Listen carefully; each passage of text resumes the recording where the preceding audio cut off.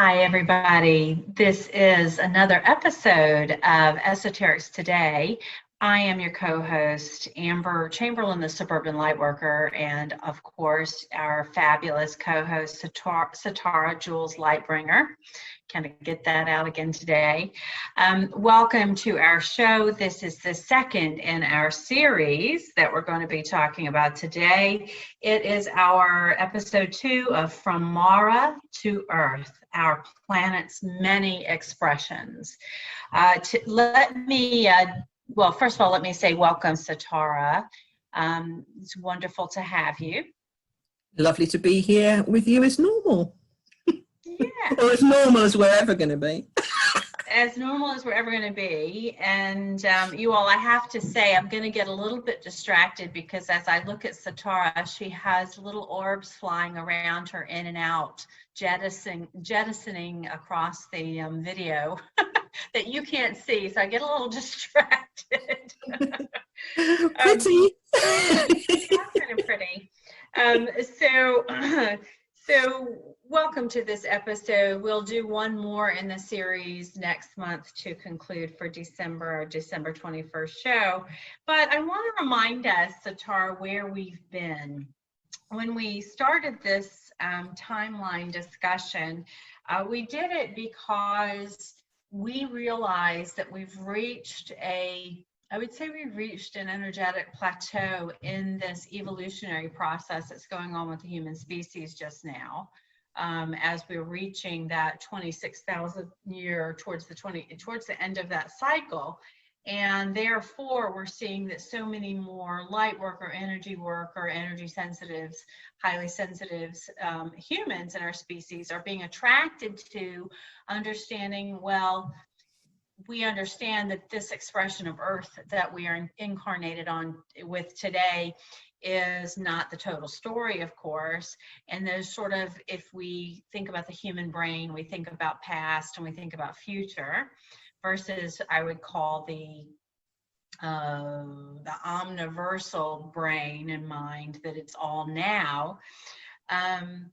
So talking from a human brain perspective, we like to kind of orient ourselves now to what else was Earth being? Who else was she? Who else was this mother planet? In what other forms and formats that more and more humans are awakening to this type of narrative? So you and I brought forward last time, as we began the series, the construct of Mara. We talked about Mara being in the Andromeda segment, that is now really our Milky Way because of a large explosion of the Mara planetary body. And this also created our solar system. See, I remember taking some very good notes and truly, you all, we are very fortunate to have Satara, who really came into this life, this incarnation, just still very fully informed. Whereas someone like me and many of you, there might be some of you that have some similarities to Satara, but by and large, what you're going to find on our 3D transfiguring to 4D Earth incarnate is folks like myself, who then have gateway openings thanks to the precession of the equinoxes and precession of planetary behavior that then triggers our sort of motherboard awake to understanding things. We have gratefully guides and informed individuals like Satara who just didn't have to do it that way to really remember this experience. So we talked last time about Mara, and then we referenced the move into what then was Tara, and then to Gaia or Gaia, and the references then on through Lemuria or Mu, Pangaea, really the seventh density, the 7D component of that planetary expression. And then we know that we talked about the fact that this moves us towards Atlantis. This has some, and that's sort of the 6th and 7 density, the first volunteers that came. And then we reference some things about the moon. We know that we'll want to mention that as we go. And then that takes us, and I'm sort of doing this in a timeline-ish way, then takes us to Tiamat and Marduk, which references Sumeria, Babylonians, and even the ancient Egyptians and Thebes and the Aztecs. We were just mentioning that before we spoke today. And we did mention some of this back in that first show. So if you're wanting a little better reference to all of that, go back and grab that show and then hit this one. But today, what we're really going to focus on is Lemuria relative to Lemuria relative to the 7D version. We were just talking about the fact that Satara has some experience with our larger community that then had a segment of the Lemurian experience in mind that was more in physical manifestation, say a 3, 4D, 5D even expression of Lemuria. But we're going to back it up and talk about really that 7D. So I think this brings us pretty well. We might have mentioned Ra too, sort of the sun life bringer component. But this gives you at least some of the words and phrases and the places along the way. Satara, I think it's also interesting to layer in where we will see the Orion Wars and their subsequent expressions across time, across these planetary bodies, because I think that that's also something that this community has on their mind now. We're thinking about the Orion Wars, we're thinking about the echoes of that original platform that leads us into other pretty explosive things that happened in the Omniverse or in certain segments of it, in certain quadrants of it, that would be inclusive of the Electric Wars. There's other things along the way, but they're all, if I understand it correctly, Satara, they're all really echoes of this original Orion situation. I'm not sure, but Yeah, okay. very much so. Orion Wars kind of predate this solar system, which shows how far the ripples still go out from those. They were sort of an offshoot of the Lyran Wars. So when you think that you had the Lyra and Vega particularly were badly hit, when some were fleeing from there, they were fleeing to whatever quadrant they could get to and the furthest possible place away from it to get away from the conflict. A lot decided to bounce through 3 stargates from Lyra to Orion, thinking that that would be far enough away. They were followed. So the war then changed from being on Vega and Lyra to Orion. And yeah, it was pretty horrific with the amount of like bloodshed literally there, because a lot of the Orion was taking place in 3D. So people were bouncing down dimensions for 2D, 3D, which was just a bloodbath, really. Well, and that makes sense, sweetie, because really, when you're because we're going to be able to have that kind of interaction at the 3D and below level, or even 4th and below, 4th kind of running the 3 and 2. As they do, as the 4th runs the 3 today. Yeah, totally. I think, yeah,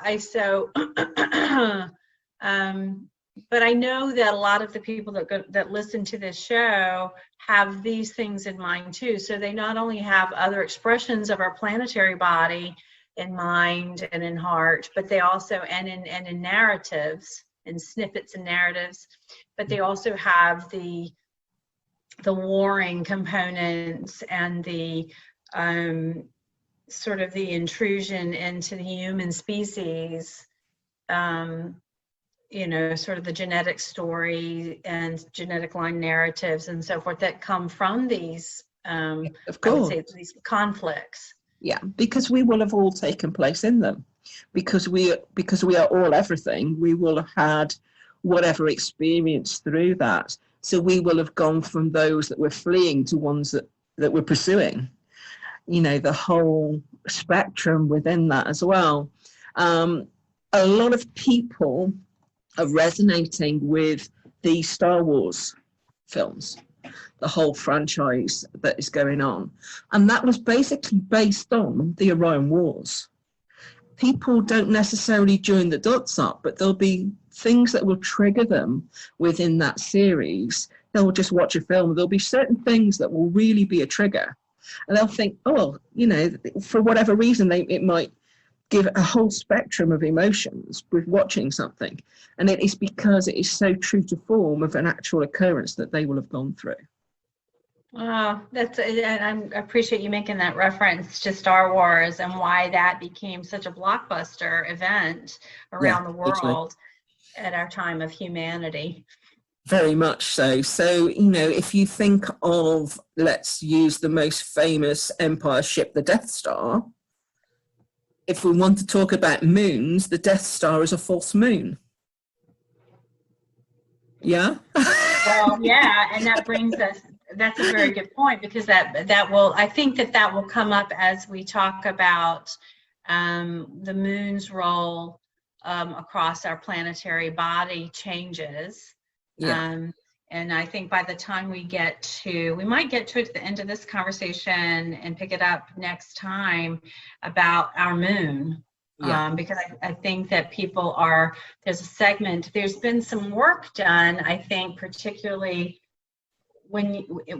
when we have seen more revealed around like Corey Goode's story and his tribe of experience and other people in his tribe of experience relative to what they call the secret space program and so forth. We have so much more information from their perspective about what's happening with the moon. I think that dovetails quite well with really what our kind has come to understand and what you've really always understood about our moon today. So I think we might end up there at some point too. So let me bring us back here, Sitara. So color me in as we color me in better and our listeners better. We know we've got the story of what was Mara in the last show, and we also now remind me of what was Terra. Right, so basically it's just the different evolvements of the planet starting to be birthed and then starting to be seeded.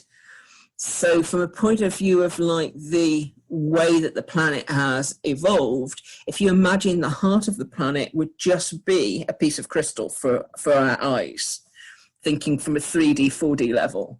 So that then has to have bulk added to it. So this is where specimens have been brought in to create soils and rocks and lava and plants and so on and so forth. The biosphere, the biodome biosphere. Creating and bulking out the planet to then be able to create a form of balance for an atmosphere.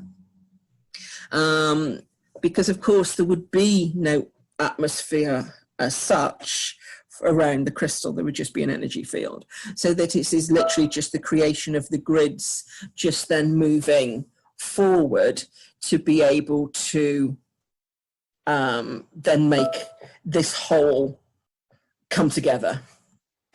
I do want to mention, as Sitara is describing then what was Terra, and you can think of terraform, then you think of all of the biosphere and the terra, the earth, all of that. I also want to take a point here for those of you who are fairly tuned into geometries and to quantum energy and quantum mechanical energy and 12 tree grid patterns.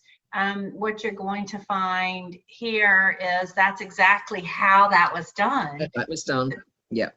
Yeah. One thing I did want to just sort of mention as well is that the size of things originally, while this was being put together, were huge. Absolutely huge, which is why you can see things like hills and mountains now that are clearly tree bases. And it's where these huge trees and forests had built up. And of course, they have then calcified and turned to rock, but they're now mountain ranges. Oh, wow. Okay. That's huge. Yeah. That is, yeah. So, because everything was on that scale. Or everything was on that that scale. Everything was huge. So when people are talking about like the giants and things, that's why. Because like these trees were just vast, everything was just vast. And then it was like, this isn't going to work at this level. We need to take this down.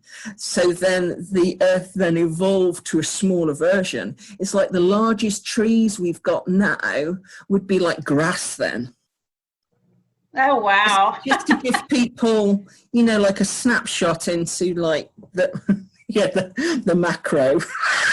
Yeah. Well, so Tara, it's making me think this to ask this question. Since we know the Hyperboreans, which also went on to be gods and goddesses in another form, I think, these were giant beings. Yes, were exactly. they in genetic reference to what you're describing? Very, very much so. So if you think of any of the gods and goddesses that are referenced throughout any of existing records, so if we go to like Sumeria, if we go to Greece, if we go to Egypt, all the gods have got like humans coming up to their ankles. At best, they might actually show a human coming up to their knees. There's a reason for that. It's because everything was huge. And they must have been a very old race, really, relative to Terra, you know, sort of the ending of the terraforming phase and the move into Gaia. Yeah, totally. Into the Gaia expression. Yeah. Sort of holdovers. Totally. And that's hinted at throughout any of what we think of as mythology now. It's there. And, you know, again, I'm going to cite another film. I'm going to cite Guardians of the Galaxy. They actually go to nowhere on Guardians of the Galaxy, and nowhere is a dead celestial being that's been harvested, and they land within this. Yeah, and you just think, wow, huge. Yeah. Yeah. Again, it is referencing that again, perhaps not consciously. Yeah. But yeah. I think what I love, and this is a little bit of a sidecar part of the conversation, I think what I love, and my sister does this to me often, I will be talking about some aspect of the things that you and I are talking about as I'm, you know, kind of growing, learning, and unfolding myself. And I haven't consumed really many of these movies. I'm not much of a media participant, games or video movies. I haven't for most of my life been, but she has, and you have, and a lot of people I run into have, and I'll be talking about these things. They say, oh yeah, just like in Guardians of the Galaxy, or just like in Star Wars, or just like in, and I will have no reference for it, but they do. Yeah. And I think, and I'm always fascinated at like, wow, I love how things are hidden in plain sight. Yeah, totally. I'm very good with the team that I work with will nudge me to tell me to watch something. And I'm like, really? Okay. And I will. And I was like, oh, wow, I can get why they wanted me to see it. And it's all these like little like Easter eggs throughout it that are linking to everything that I know. But they've been spread in such a way that unless you know, you'd miss it. Unless you know, you'd miss it, because right, they're so specific. And I can remember, I mean, crikey, it's got to be 20 years ago now, the first Harry Potter movie came out. And I had to go and see that. And I was like, oh my God, I'm going to be in a cinema full of kids. Great. Yeah, I wasn't engaged with that whole thought of going, but I was pushed out that door. So along I went, and all they wanted me to see was there is a brick wall in Diagon Alley that literally starts to morph to create a gateway. And they were, yeah, that was it. That was the snapshot they wanted me to see. After that, they could have pushed me out the cinema. That was the end of the thought. Why did they want you to have that reference? They wanted me to have that reference because they wanted me to see what was in plain sight and hidden. So the fact that just energy touching that wall with the intention of making it into something else created the doorway. which is important physics, basically. It's all Yeah. down to like the quantum physics and how everything, although it has that energy, does not have to have that form. So interesting. Now we're getting a little experience of you, whereas I always think I'm always triggered awake, triggered awake, triggered awake on certain elements that are within my being and within my energy body, but I have to, something has to click it on, the light has to come on. You too have that experience, though you were so awake as a child and came so fully front loaded in in your gnosis, awakened gnosis. Yeah. That was an example. It's still poked and it's like, you've forgotten this or you're not paying enough attention to it. Watch this, think about it. It's there. It's on the screen. It's going to be relevant. Yeah, it's going to be relevant to you in your walk of this 3D life, to have that remembrance right now. So I love how that gets layered too. Okay, so moving in then, at what point would we say, would as you say, Gaia, would Gaia be the planetary host that came into Terra? Or would Gaia be another? Yes, because really they're one and the same. They're just a different facet of the expression of the one. I say that because, and I may be introducing a construct to the group here as that listens to us about the planetary hosting. I haven't mentioned that in the past, and we haven't had a discussion around that, but certainly we do have hosts for life that come into our planetary body, just as we are hosted in our animated form by particular energies. And in this case, when we can talk about, because I guess what I'm thinking is, I'm thinking about the most recent change from having we were talking about Melchizedek recently. We know that Melchizedek was a planetary host until not too long ago. And we've had a changeover about 2012. You know, I would say now we'd call this maybe the crystal star host for, and perhaps as a way to say it. But so talk to me about then, if we move to Gaia now, the predominant life, does this bring us more to Lemuria? Yeah, I mean, pretty much when it was realized that this wasn't going to be sustainable with giant people and giant grass and giant trees and all the rest of it, it was just like, okay, that's fine. We need to shrink these from macro to micro. So this is basically what happened. There was just an energetic to just bring everything down to a different scale. Obviously, those that had already been, have already created the mountains, etc. They already worthwhile looking at Tabletop Mountain to see a perfect example of a tree that's fossilized. Absolutely perfect. So then we're kind of getting down to let's get this down to a better kind of level of things, and let us bring forward a whole new plethora of beings. Let's get this planet rebalanced from what we thought to what it will be, and those beings we would think of now as Lemurians. So you're talking mainly Pleiadian and Sirian that came in for Lemurian. We've got loads of other different beings that kind of pass through by way of getting the energies here. An awful lot of people will think of the likes of unicorns, etc. for Lemuria. I never witnessed unicorns in Lemuria, but I was aware that the energy was here from them. Because they're very good at manifestation. So they were part of the manifestation crew to sort out different aspects of the energies here. The planet then, if you think of one landmass and one ocean, no islands, no anything, very much. Mu and Pangaea, very much the same being. It took the end of sort of Atlantis, middle to end, really, to start to split the landmass around. So we're talking one landmass with everything possible on it, which was the best way to control the experiment. So before we get too fast on this, we're talking about 7D. Seventh dimension, yeah. Can you please, for our listeners, give a good description of the energetic, both from a being's standpoint and an expression and purpose and meaning of the seventh dimension is very much holographic. From fifth dimension upwards, you're starting to get into holographic residual imagery.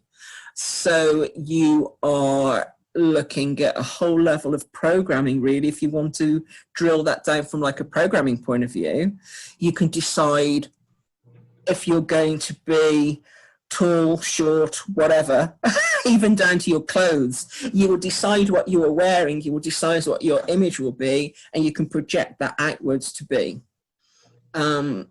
Which is a lot to grasp for some people because they haven't thought of anything other than the physical flesh, because this is all that we know here, and physical items, to actually then go to this like holographic nature and choice.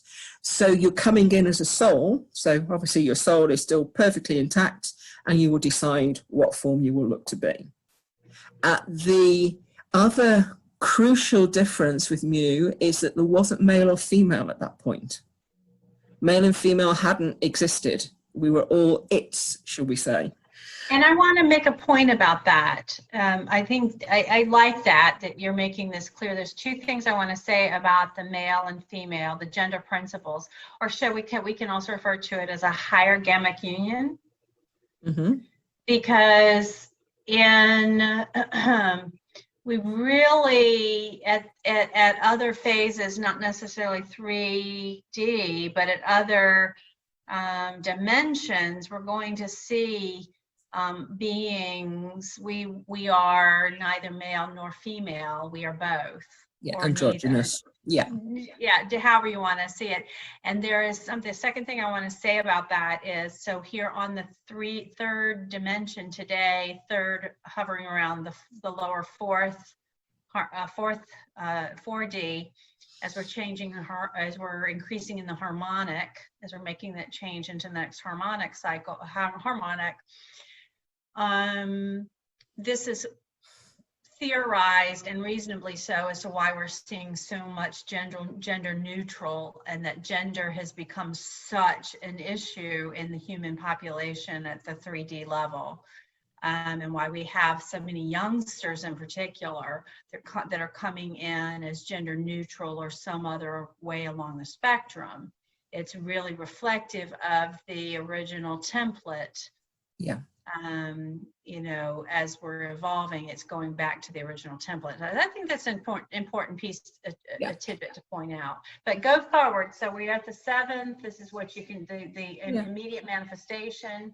What I want to add to what you've just brought forward as well is you only need males and females to reproduce. Yeah? Physically. That's where the whole concept comes from. In the seventh dimension, to be able to have a child is still possible within this, but the children are given to a group, not a person or persons. So therefore, if a child is decided to be brought in for the experience, or a soul is asking to come in as that experience, it can experience to whatever form it needs to take. Does it want to be a child? Does it want to be a full adult? What does it want to be when it comes in? But its guardianship is given to a group rather than a parent, should we say. And this is at the seventh dimension. Yeah. Oh, Very that's really, yeah. So And I think if it's like, oh, we need 10 people, we've only got 5, we need to bring another 5 from that reality into this reality. How are we going to do it? That is then all planned to bring in whatever needs to be brought in. And I think, Satara, that is seventh dimension usually considered the heavenly gate or the heavenly dimension, or pretty much, because there's no agenda at that level. Everything is done telepathically. There's no need for speech. Everybody can see straight through to everybody's agenda or lack of agenda, because there's not an agenda. Everybody's got a role to just get everything as perfect as it can be worked. Everybody works in unison.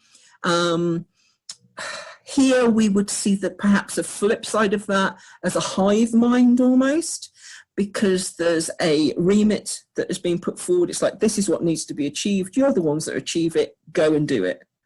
So everybody has got the same program to follow. Ah, very interesting. So it's about a lot of differentiation, a contrast. And, you know, by the way, that triggers me to say to you all, one of the great graces and beauties of a 3D existence is the high contrast, of emotion and of experience, the range of what we would consider of light, the range of light that is experienced. Many of us would say, oh, that seventh dimension sounds so fabulous, and we all remember it. We all have echoes of remembering the oneness that was so glorious. Yes. But what you would, if we were sitting here having a discussion with a seventh dimensional being, they would point out the beauty of the contrast that's here. The ability to feel pain, to feel suffering, and to feel exquisite joy in contrast to that there's a range of experience we have as humans in 3D that you just, and of individuation that you do not have elsewhere. Yeah, totally. So yes, you can choose your own residual look, your own residual, whatever you want to look like, whatever you want to be like, whatever you want to dress in, but you've got the same agenda as everybody else that's around you. Right. There is no diversity at all. Right. So that's something to kind of plant with us when we're in a sob story with ourselves about 3D, which I am in on a regular basis, and I fuss about it all the time. So, I'm a pot calling kettle black here. So tell me about, what is it that you would really, explain this to me. When folks are going on about Lemuria and their experiences of Lemuria as a physical domain, because I actually do have, it may be more of an Agarthan issue, and I have them very conflated because of what happened and where Lemurians, a certain set of Lemurians came to the inner earth setting, and that's my reference. Yeah. Is that probably what's going on for the larger mass of people who think of Lemuria? I would say so, because if you think that the way, Telos and Agartha are sort of set out, they are basically what was happening on the surface of the planet while it was being balanced out. So once it's then balanced, you've then got more diversity, because you can have a lower density reality for yourself, because everything around you is being constructed. So what are we missing then? Because when I have had my own experience relative to probably what is Telos or Agartha from a Lemurian slant, in my own experience, I saw very large plants. I saw very clean city. I couldn't believe how it kind of, first of all, it seemed very much like just an exquisitely beautiful city that I was in, that I thought that looked like, cafes and shops and individuals, but very clean city, and then very, very verdant with large plants, and it just was so harmonious. Yeah. Now, you see, I remember Atlantis being like that. Is this right? Yeah, I remember more Atlantean being kind of that deal, that we want like these structures. They do not all have to be crystal. They do not all, because that was the reality of Lemuria. If anything was made, because it's like, who felt the cold if they've got a residual holographic existence, No So seasons even existed in Lemuria. The seasons hadn't what been did seasons? seasons. Yeah, they Yeah. hadn't been conceptualized in Lemuria. It took Atlantis to arrive to start to get some seasons going. Well, before we leave Lemuria, what is it that, so we know that, so we would say Mara and then Terra / then Gaia. Then we're moving into the society, these great societies that humans today can remember, and probably most recently, it's most recent in our awareness, Lemuria and then Atlantis.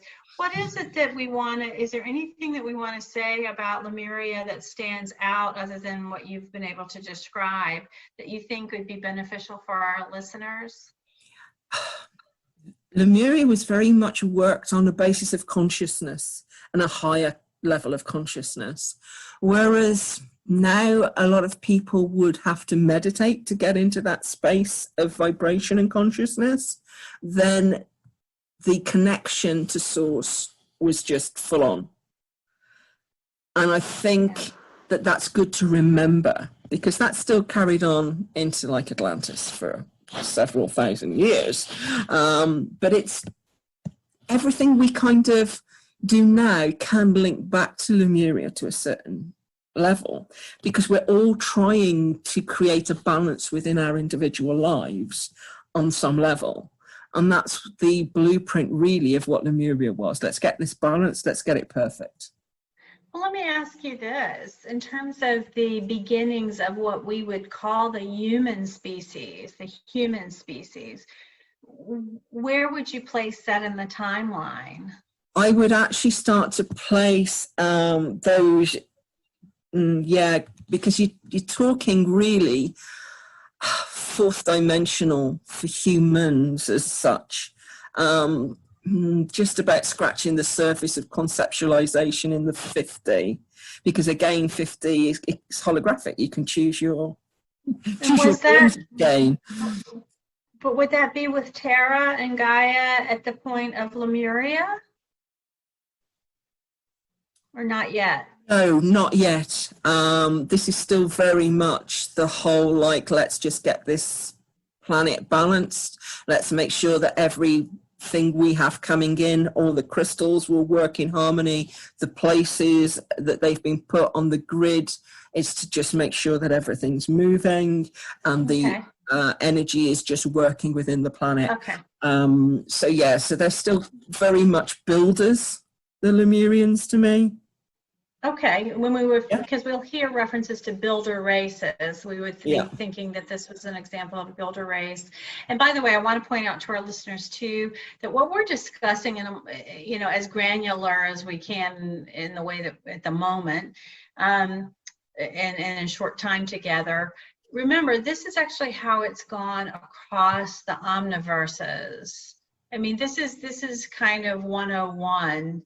Structural 101 for all that is, across the dimensionality and densities. This is how it is. Totally, because everything has to have a beginning and has to be constructed and balanced to be able to go, okay, it's great, now we can now bring in this type of life form.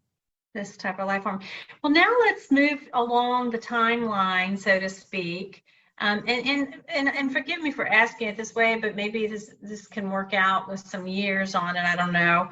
What would you like to be able to represent in terms of time? People like to think, 10 million years ago, we might place Atlantis.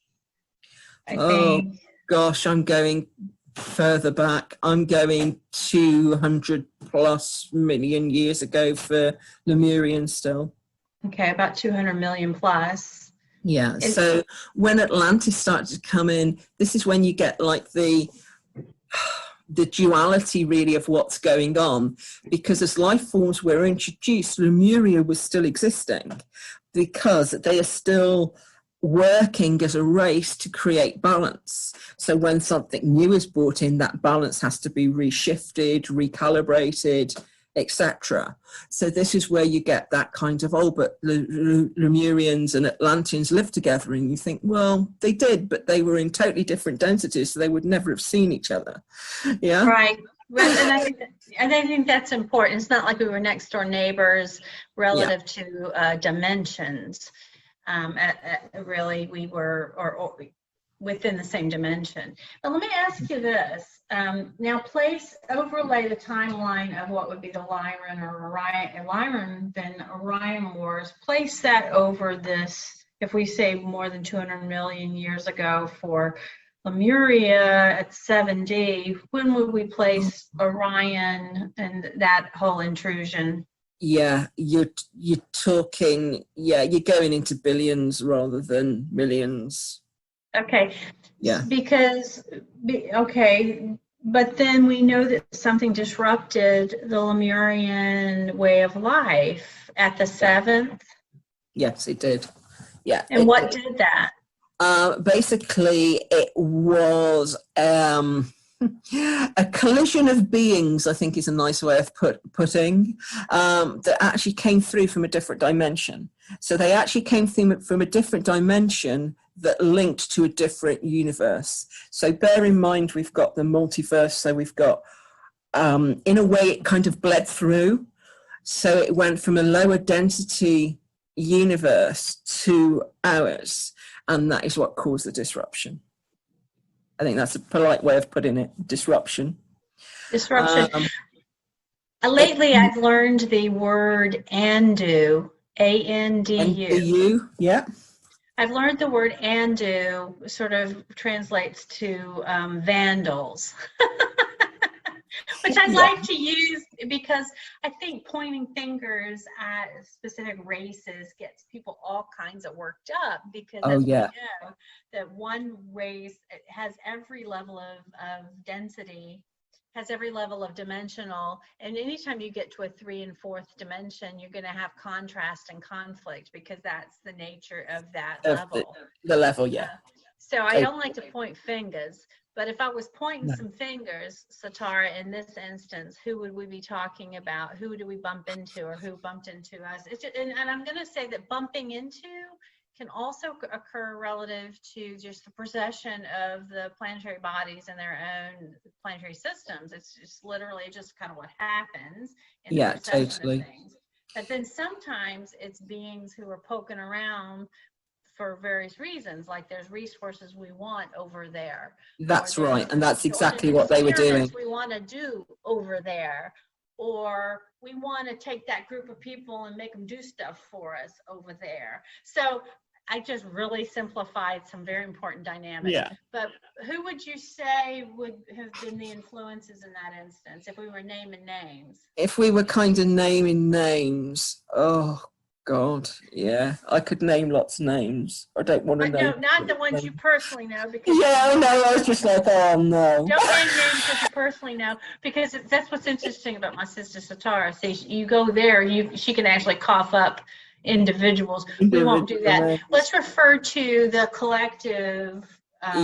Totally. I mean, the reason that they kind of made their way through was for resources.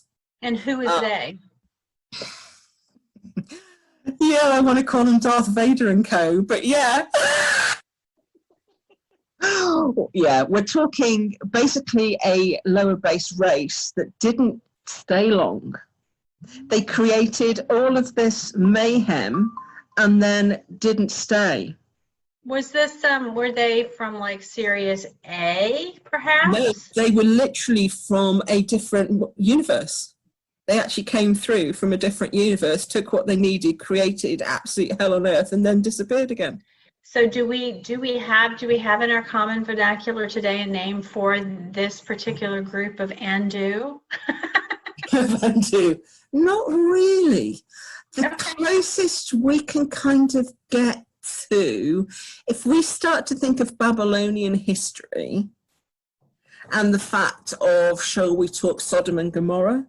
Shall we talk the Tower of Babel? You know, we're talking beings that were only interested in what they could get from everybody else on any level. They weren't interested in doing anything for themselves. They wanted their slaves. They wanted everything. And this is the type of energetic that kind of came in and then went. Okay. So this is a bit of a nameless set of disruptors at this point, because as we get further along, we actually are able to name names in terms of bodies of beings. We are. This, yeah, if I gave you the name in light language, it wouldn't mean anything to anybody. So it's not. We won't even do that even in the light language. Oh, we haven't done this in a long time. All right. So we're going to move on now. I realize that we have really taken quite some time here. I think what I want to introduce now really is the move. I know we're skipping an enormous amount of what you all as listeners will think as time and what was going on during all that time. But I think you can imagine that all the things we've discussed up to this point first of all, let us be clear. Time is relative. Time-space continuum is quite relative. And I'll let you use your imagination as to all the things that were going on in the evolutionary process. Because remember, and Satara, would you agree that the epochs, sort of the like where we are kind of ending at the 26,000 year cycle and the photon belt, etc., this would have been consistent with the timelines that it took then too. These are the same timelines. Of course. And it's all about just getting that whole balance throughout that whole procession, and let's face it, look at all the diversity of flora and fauna that have been on this planet. The stuff that is in fossils, we've got nothing like it anymore here. So this whole build up of everything has gone on within this period, with bringing different life forms in, seeing how they get on, seeing how it changed the diversity. Is it adding to the planet? Is it taking away from it? Is it surplus to requirements? And so on and so forth. So imagine all of that as we then sail towards the introduction of Atlantis, which I think most people are quite familiar with. I think there's a larger awareness of Atlantis than there is of Lemuria. Yeah, although we're having a growing, but we've upticked our awareness of Lemuria quite a bit in this part of the procession and of the cycle. More beings are here that remember all of that. And then we begin to introduce Atlantis. And could you give us the very earliest references? This would be 6D, 7D. First volunteers, I think you might refer to first volunteers. Volunteers, yeah, very much so. Again, they were more 6D than anything else. The fact that they had to be getting an understanding of an embodiment. This was a big deal because most beings don't have an embodiment because they're above 4D. So the idea of having a heavy suit to walk around in was quite the thing. Volunteers stepped out from everywhere. It's like, oh yeah, we'll have a go at doing that. Because if you think that in the higher densities, there's no such thing as death. So the whole idea of actually having something to be embodied in and then let go and just go back to your usual day job was huge. It's like, oh yeah, party. Yeah, so they like the idea of doing this. So the constructs of the original human suit is known as the Adam Kadmon, which is the original human blueprint, which is a little bit different to our human blueprint now, in so much as, I know we were talking about tall beings before, but even the Adam Kadmon, you would talk around about 12 to 15 foot tall. So yeah, we've shrunk again since that, because let's face it, what's the average sort of height? 5-6 foot. We've kind of halved that again. But the original blueprint, because of course the Lemurians were these tall beings, because that's what they were. Where they came from, nothing changed when they came here. They didn't change appearance. They just did the day job in a different planetary system. So you've then got the creation was smaller than them, but you know, you're talking Lemurians, say 20 to 25 feet, something like that tall. So yeah, so then you've got the shorter Adam Cadmans who like, oh right, yeah, we think this size will work with this planet. During the time of Lemurian, we shrunk. You know, the whole like Atlantis experiment to like, oh yeah, this is what we think is going to happen, and what actually then ended up happening was a bit different. So this really begins the discussion about Atlantis, and I think what I'd like to do is, before we sort of wrap up today, is because we're going to pick up with Atlantis next time, and really kind of take us through the paces with Tiamat and Marduk, and then really the Sumerians, Babylonians, ancient Egyptians, just sort of really get there. Could you talk about, you know, what really was going on then at this first? So they came in at the 6D level. They're 15 to 16 feet tall. These beings very excited to wear the skin suits, as we like to call them, bodies that they can drop and then go back to wherever they came from. First of all, where did these first volunteers come from?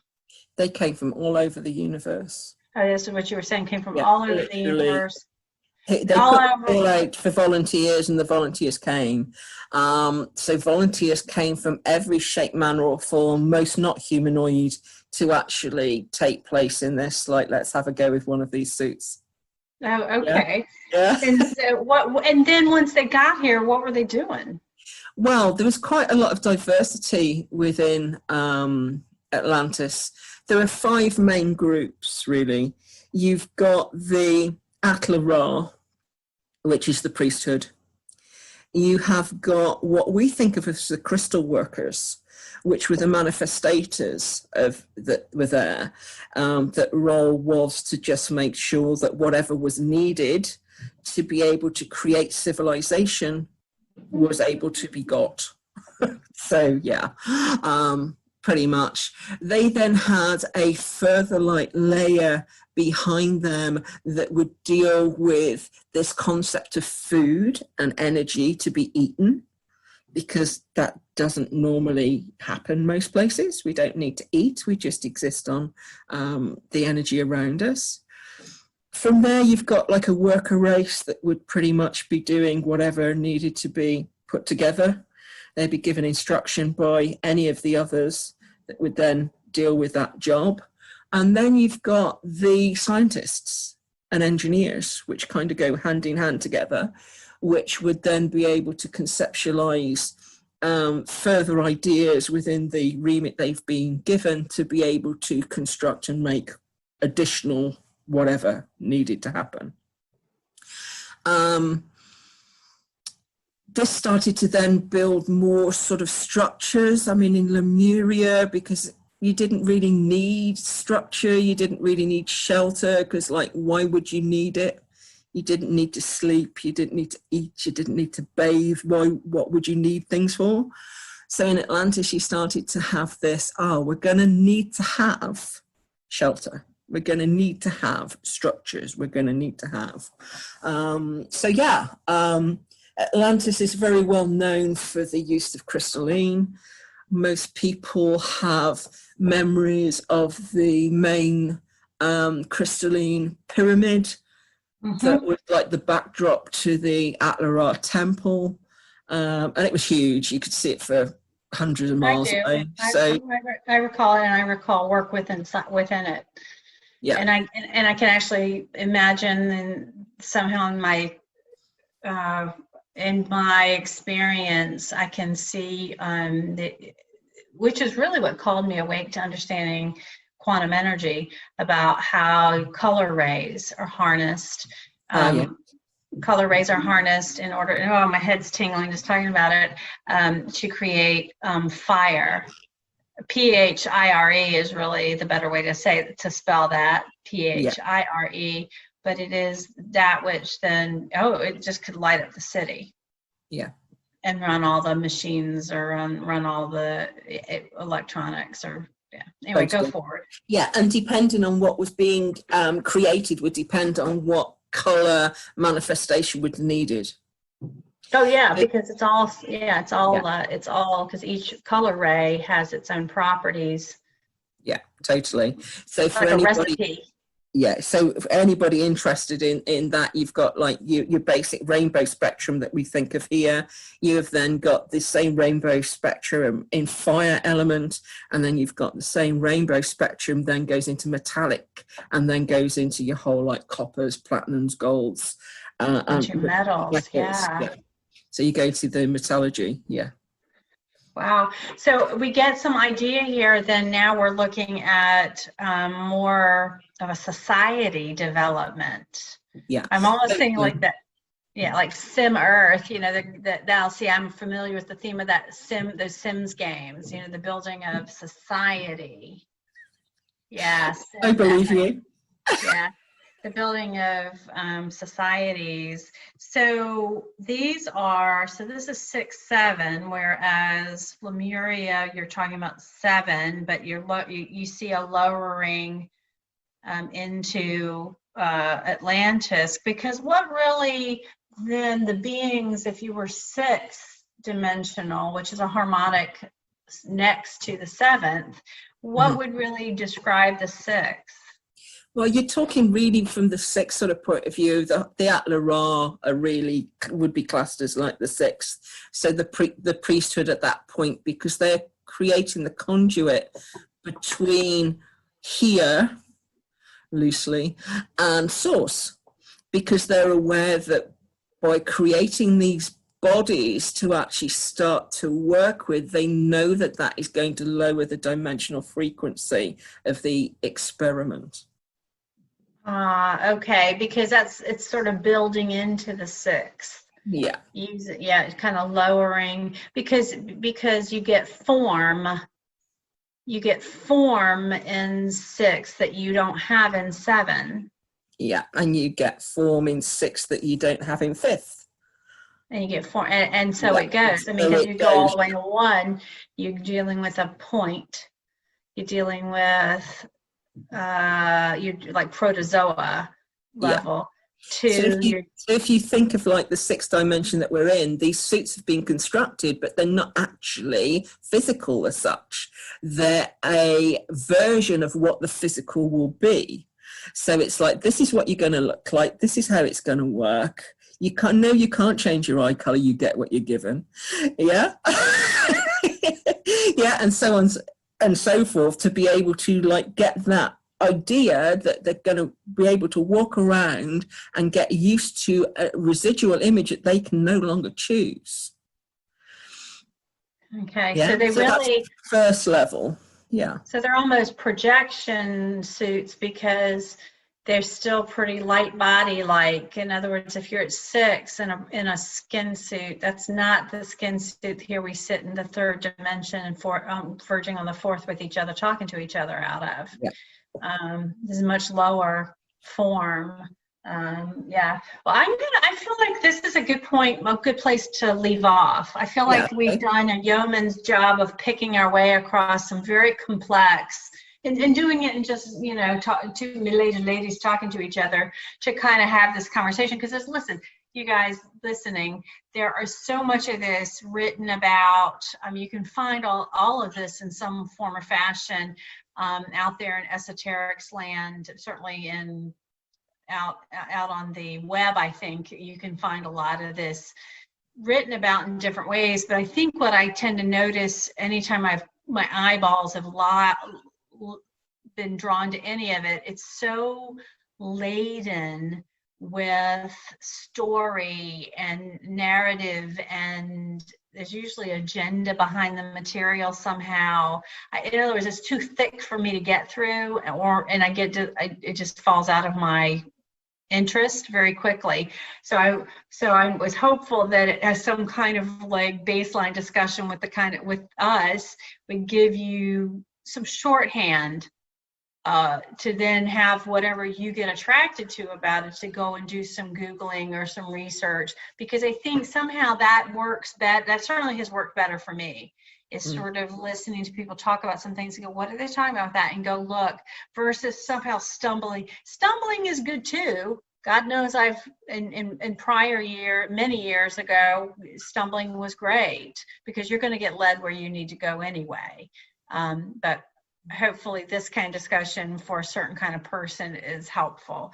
So Tara, I think it's good as well for people to like think about it as well, because it's like people just didn't land here in human form. There wasn't just a button that went on and that was how it kind of worked. It was a gradual progression to that. And it's like this is how it's going to work. Have a go with these, see how you think, see how they work. Let's go from there. And then they got more and more physical. And I think that you're right, that it's great to kind of slow down, back up the bus, and understand some of these pretty primitive basics. Because from our perspective, because I think and I know it's not your favorite word, the ascension community, I know, but I think that you kind of roll those eyes about that word because this is only all you've ever known. And you came onto the planet understanding the evolutionary path and why, and the fact that it's not so much even evolutionary, it's just literally experimental. Yeah. There's just experiment on experiment, and it's really about this. But so many people who don't know that yet need to have some kind of anchor, and they have to have an understanding container. So evolutionary works, ascension path, because it's a going up, because it is an increasing into the harmonic. So I can see why the word ascension got attached to it. But for those of you who are holding that part of the story, it'll help you understand why we're doing what we're doing now. Yeah. If you'll understand, whoever the wise 3D person that said to understand the present and to understand some of what the future here is, you have to understand your past. Yeah. And I think that that's sort of what we're discussing here too. I hope that everybody has enjoyed this excursion. I have, and I always love to pick Sitara's mind and experience. You can see that I just trust her wealth of knowledge, and I know how to ask the right questions. which I've learned with you, Sitara, is the key. You have to ask me. Because if you don't ask, you won't. You are not the kind of individual who's going to lay things out thus and so, unless you're teaching like a class and you prepare. You really do so beautifully when asked. You can go right to it, and I think that that's so delightful about you. And I think because I remember so much, if I'm not asked, where would I start? Oh, good God! Exactly. Inquiring minds want to know. So. I'm glad that I can do that for us. So everyone, please tune in for what is going to be episode 3, From Mara to Earth, Our Planet's Many Expressions. And we also have an important announcement to make in that last show that we're going to do for December of this year. So that'll be our last show of the year. We're going to make a bigger announcement too, and we'll take it from there. So Tara, anything else you'd like to add at this point? No, I think we're all good with it. We will just continue and just move forward a little bit more in our next show. Sounds really good. Much love, everyone. It's been a pleasure spending time with you. Please come back and see us or hear us. Or both. Have a lovely time. Hope you enjoyed the show, and we will speak to you in December.